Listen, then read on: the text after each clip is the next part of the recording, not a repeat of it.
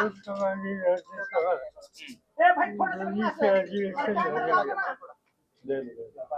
महाराष्ट्राच्या विधानसभेची अधिवेशन सध्या सुरू आहे.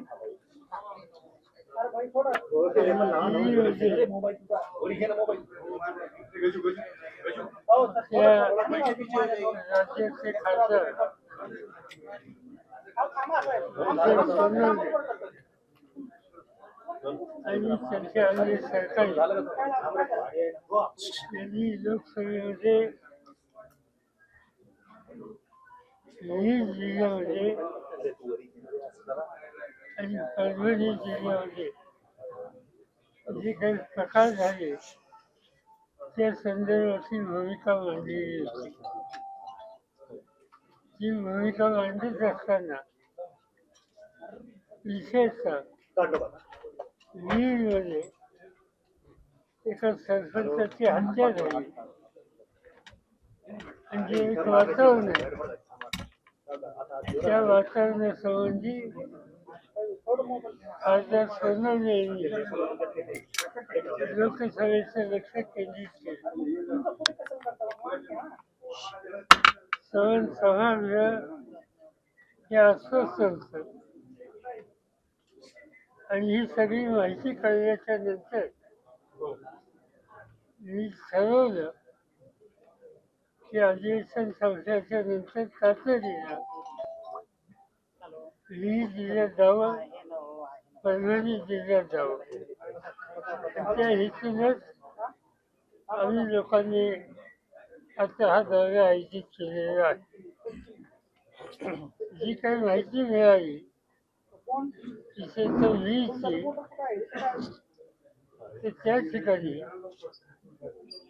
एकेकाळी हा जिल्हा वारकरी विचाराच्या लोकांचा पुरस्कार करणारा जिल्हा होता. पण ज्या प्रकारची गुंडगिरी, एकमेकांचे हल्ले हे जे चित्र त्या ठिकाणी ऐकायला मिळालं ते अत्यंत पीडादायक होतं.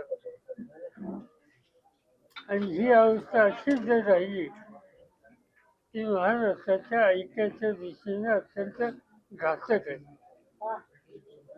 आणि म्हणून आम्ही लोकांनी वीजला जाऊन ज्याची हत्या झाली त्याच्या कुटुंबाची माहिती घेतली, स्थानिक भगिनींची माहिती घेतली, नागरिकांच्याकडनं माहिती घेतली. दुर्दैवानं त्या ठिकाणी एक दहशतीचं वातावरण आहे आणि लोकांचा आग्रह आहे की याच्याबाबत जो सूत्रधार आहे त्याचा शोध घेतला पाहिजे आणि त्याची कठोर कारवाई ही करून त्याला आवर घातला पाहिजे. ही जनतेची मागणी त्या ठिकाणची.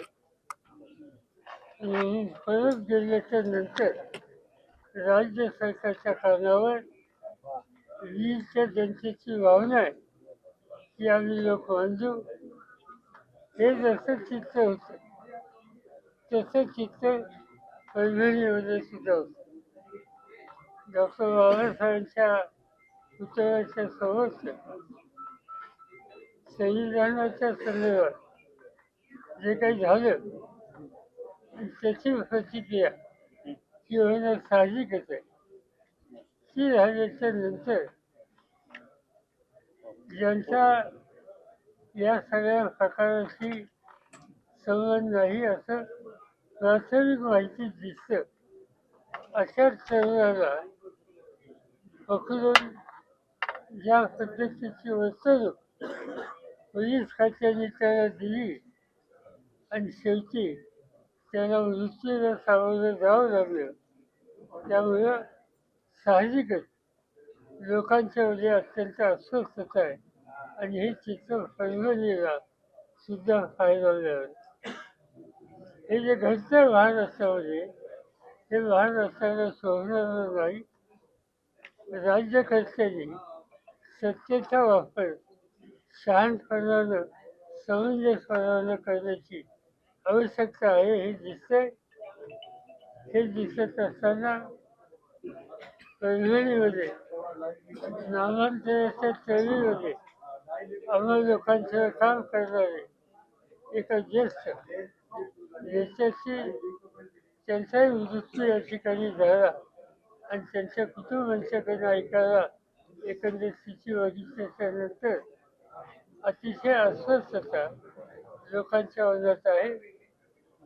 अशा आत्ताच्या आत्ता आम्ही काही करू शकत नाही, पण राज्य सरकारची वेळ घेऊन इथे परभणी असो वीर असो इथली सगळी माहिती त्यांच्या कानावर घालणं आणि जे कोणी जबाबदार असतील त्याबद्दल कठोर अशी पावलं त्यांनी लवकर टाकावी या प्रकारचा आग्रह धरणं हे काम मी आणि आमच्या बाकीच्या खासदारांच्याकडून केलं जाईल एवढंच सांगू इच्छितो. नवीन घेतली असेल सरकारने तर केव्हाही चांगलं आहे, नुसतं येऊन चालणार नाही, ॲक्शन घेतलं पाहिजे आणि विशेषतः लीडमध्ये ॲक्शन घेतलं पाहिजे. तर तिथल्या लोकांच्याकडून ज्यांची नावं येतात त्याची माहिती माझ्याकडं अधिकृत नाही, त्यामुळे मी काही भाष्य करत नाही. पण खाली लोकांनी सत्तेमध्ये सहभागी झालेल्या लोकांचा याच्यात सहभाग आहे तेच सूत्र आहे अशा प्रकारची भूमिका लोक त्या ठिकाणी मांडत असतात. त्याची सखोल चौकशी व्हायची गरज आहे. सर 8 दिवस अधिवेशन झालेलं आहे, अधिवेशनातून फलित काही निघालेलं नाही, एवढा मोठा पैसा आणि वेळ सुद्धा गेलेला आहे राज्यात. येतात त्याचा विचार करा. हो. अगर आप ये वीडियो YouTube पर देख रहे हैं तो हमारे चैनल को सब्सक्राइब कर बेल आइकन दबाएं और Facebook पर देख रहे हैं तो हमारे पेज को लाइक करें।